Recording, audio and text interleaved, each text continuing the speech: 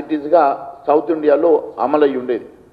ఇప్పుడు మీరు ఈ బిల్లు వీగిపోవడం వలన రేపు ఒకవేళ మొన్న చేసినటువంటి చట్టం ప్రకారం 2026 సెన్సస్ ప్రకారం ఈ రిజర్వేషన్ ఇంప్లిమెంట్ చేసిన డీలిమిటేషన్ జరిగిన ఒకవేళ 2026 ప్రకారం డీలిమిటేషన్ జరగకుండా ఒకవేళ 543 సీట్లకు ఒకవేళ మహిళా రిజర్వేషన్ ఇంప్లిమెంట్ చేసినా ఒకవేళ డీలిమిటేషన్ జరిగినా మనకు 3 సీట్లు తగ్గుతాయి. అంటే ఇప్పుడున్నటువంటి తెలంగాణలో ఉన్నటువంటి 17 సీట్లు 14 సీట్లకు తగ్గుతాయి పాపులేషన్ బేసిస్ మీద.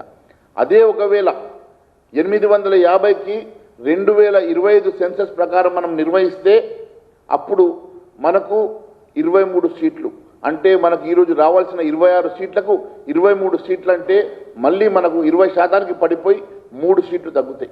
ఈరోజు ఈ ప్రాంతానికి ముఖ్యంగా సౌత్ ఇండియాకి ముఖ్యంగా తెలంగాణ ప్రాంతానికి నష్టం జరగకుండా ఈరోజు మనం రిప్రజెంట్ చేసేటువంటి మన సౌత్ ఇండియాలో 24% రిప్రజెంటేషన్ కానీ మనకు ఉన్నటువంటి 3.13% కానీ యాజ్ ఇట్ ఈస్గా మరి ఉంచుతూ అమలు చేసినటువంటి చట్టాన్ని నిన్న వీగొట్టి రేపు రాబోయేటువంటి డీలిమిటేషన్ వల్ల కానీ రిజర్వేషన్ వల్ల కానీ జరిగేటువంటి ఏ ఒక్క నిర్ణయం జరిగినా అది సౌత్ ఇండియాకి తెలంగాణకి పూర్తి నష్టం జరుగుతుంది.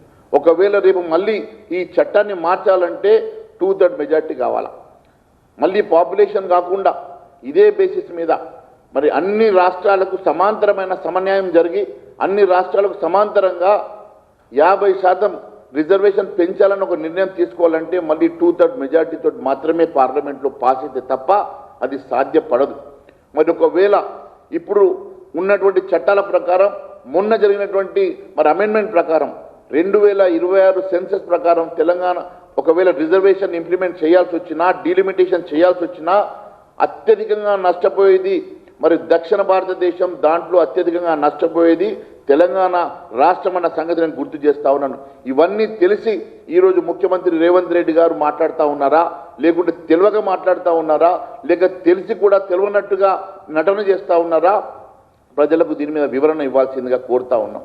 మరి ఈ రకంగా తెలంగాణకు సదరన్ ఇండియాకి దక్షిణ భారతదేశానికి నష్టం జరుగుతూ ఉంటే మీరు ఫిడెల్ వాయించినట్టుగా ఈరోజు మరి మాయమాటలు చెప్పే ప్రయత్నం చేస్తున్నటువంటి రేవంత్ రెడ్డి గారు రకరకాలుగా ఏదో గెలిచినట్టుగా ఏదో సాధించినట్టుగా గొప్పలు చెప్పుకునేటువంటి రేవంత్ రెడ్డి గారు, రాహుల్ గాంధీ గారు దీనికి ఖచ్చితంగా సమాధానం చెప్పాలని చెప్పి మేము కోరుతా ఉన్నాం. మీరు ఒకసారి చూసినట్లయితే ఈరోజు మరి 2/3 మెజార్టీ ఉండుంటే మీరు ఏదంటే చట్టాలు చేసుకోవడానికి మీకు సాధ్యపడదు అని చెప్పేసి ఇందాక నేను చూస్తూ ఉన్నాను మీడియాలో రేవంత్ రెడ్డి గారు మాట్లాడుతూ ఉన్నాను. అది రాజ్యాంగం ఇచ్చినటువంటి మనకు గొప్ప అవకాశం. భారతదేశంలో 2/3 మెజార్టీ తోటి ఏదన్నా బిల్లు పాస్ చేయాలన్నా, ఏదైనా అమెండ్మెంట్ చేయాలన్నా, ఏ రకమైనటువంటి నిర్ణయాలు తీసుకోవాలన్నా మరి దానికి 2/3 మెజార్టీ అవసరం ఉన్నటువంటి బిల్లులు కానీ అమెండ్మెంట్స్ కానీ దానికి రాజ్యాంగంలో రచించినటువంటి ఆ గొప్ప అవకాశం ద్వారా మరి అనేకమైనటువంటి సంస్కరణ చేసుకునేటువంటి అవకాశం ఉంటుంది. గతంలో మీరు కాంగ్రెస్ పార్టీ అధికారంలో ఉన్నప్పుడు చేసినటువంటి అనేకమైన అవకతవకలు, తప్పుడు నిర్ణయాలకి గతంలో మీరు తీసుకొచ్చినటువంటి అమెండ్మెంట్స్ని మరి తర్వాత 84 అమెండ్మెంట్ ద్వారా మరి వాజ్పేయి గారి ప్రభుత్వంలో వాటిని రెక్టిఫై చేయడం సాధ్యపడింది. అంటే ఆ రోజు మళ్ళీ అలాంటి అమెండ్మెంట్స్ని తీసుకురావడం వల్ల సాధ్యపడింది.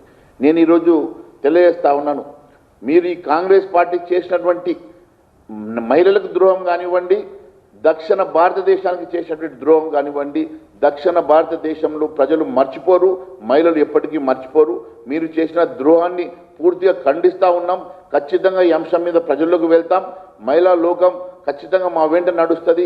రేపు మీరు తీసుకున్నటువంటి మరి మహిళా వ్యతిరేక నిర్ణయానికి, ఈ దక్షిణాది ప్రాంతాలకు వ్యతిరేక నిర్ణయానికి మరి మేము ఖచ్చితంగా దీని మీద ప్రశ్నిస్తాం, ప్రజల్లోకి వెళ్తామన్న సంగతి తెలియజేస్తా ఉన్నాం.